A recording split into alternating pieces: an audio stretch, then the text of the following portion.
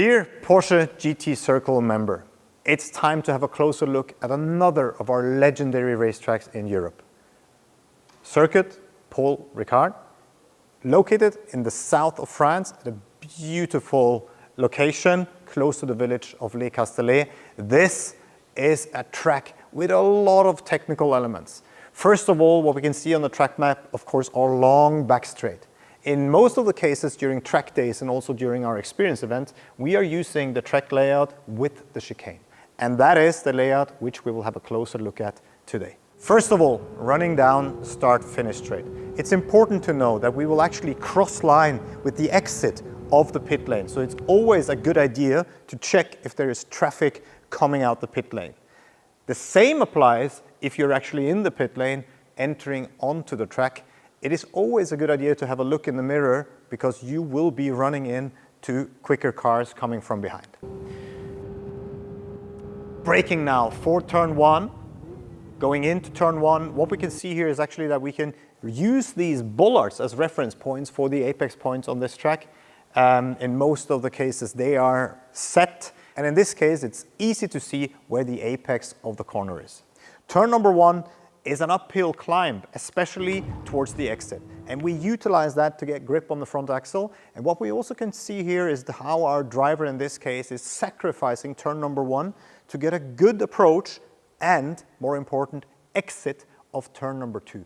Why is he doing so? Well, very simple. The exit of turn two leads onto a back straight or to a straight patch of track, and we have to get a good run down that section. So let's have a look at it. Close to the white line, utilizing the exit, beautifully running across the curb, and the track is winding a little bit, but it's technically more or less just full throttle and a straight line. What we also can see here in this lap, dry conditions, very grippy surface, so we can also run over some of the painted areas. In this case, this blue painted area here, very grippy, and it can be used also as a braking zone for the next turn, turn three. We take it quite aggressively over the curb, and then into the transition into turn four, we can be straightening out the car and using the brake. As we can see here, the driver is slowing down 1G already here, slowing down aggressively in between turn three and turn four, as turn four is quite a sharp corner to the left. Hugging the inside and staying a little bit on the inside in the approach for turn five, so sacrificing the exit of turn four to get a good approach for turn five is important because turn five is a very, very sharp corner indeed. Much more than 90 degrees, and in order to make sure we get it right, we need to approach from the left-hand side, slow down the vehicle, and there is also a big bump here which tends to upset the car a little bit, so we need to be careful also with the track limits on the exit of turn five up to turn six. In this case, our professional driver is executing this part of the track really, really well. Running on to turn number six, kiss the inside. I would not recommend to cut across the curb. It's quite aggressive. Running onto it is not a problem, but coming back, it upsets the car a little bit. So in this case, we try just to give it a kiss, carry the car a little bit to the outside, and then what's really important is the setup for turn number seven. Turn number seven is a very important corner because it leads on to the first part of the Mistral straight. So we need a good exit, we need a good run. What is also special about this corner is that the banking is actually falling off. So we have a negative camber, not really helping us. It's not so easy to see when you're driving through, but if you're doing a track walk, you can see it. The corner is actually hanging off. So we have to anticipate that, set the turn-in point early, and have a good run through the corner. What we also can see here is that the driver is setting the car up perfectly aligned with the right-hand side here. This is a good setup. Let's see how it goes from there. Turning it in, running a little bit across the curb, and then utilizing a little bit of the flat exit curb, but keeping in mind that the car has to stay a little bit on the track, at least two wheels, in order not to violate the track limits.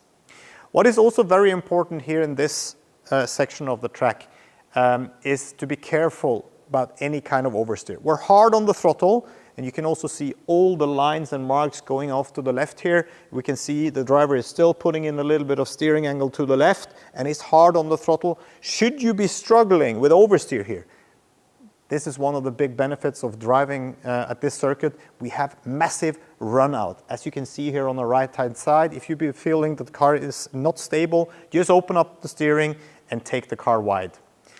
But in this case, the driver managed it quite well. Running down the Mistral straight, it's all about looking at the shift lights, shifting up at the right time. And the reference point now for our next braking point is, yeah, a good indication is the bridge crossing the track.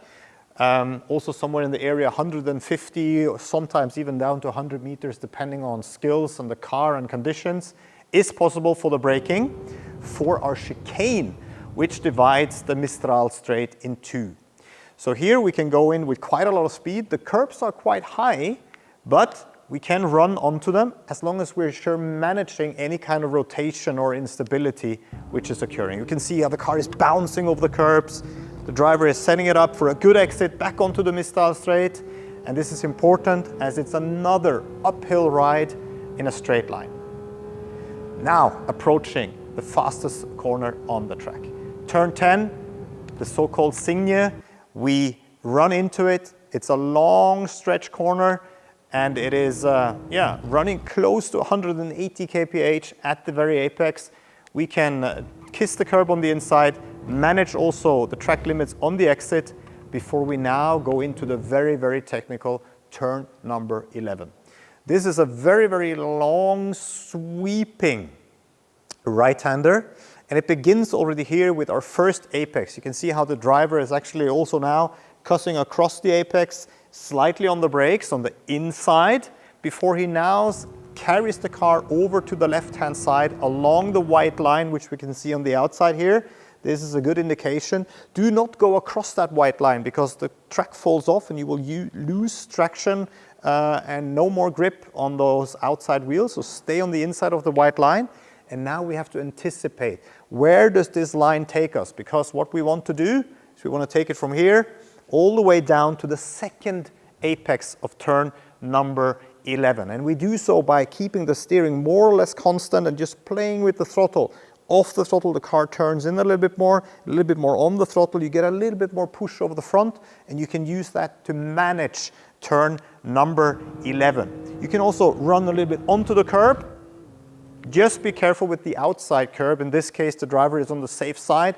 But if you run massively across it, you will also see that it's extremely bumpy, and you can actually even bottom out the car because it's so bumpy. So stay just a kiss on it. It's okay. In this case, the driver stays completely off.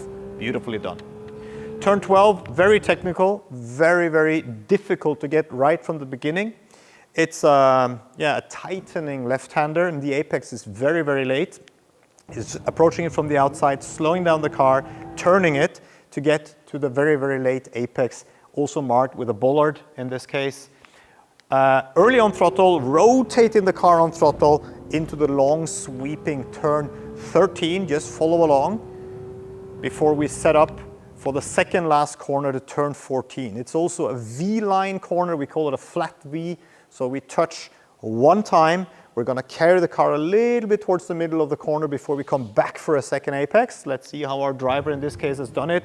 First apex mastered, second apex coming here, crossing the curb a little bit, making sure now and emphasizing on putting the car as close as he or she can on the very left-hand side, slowing it down for the last corner on the track, turn 15, which is also very slow, very steep, and therefore we need to bring the speed down here from about 100, 110 kph, hard on the brakes, slowing down the car, making sure we get that turn in without too much understeer. Let's see how we have been doing. Yeah, that looks okay. Rotating the car, minding the track limits, and also minding the fact that also the barriers are coming closer. So if you have any kind of instability here, you need to recognize that quite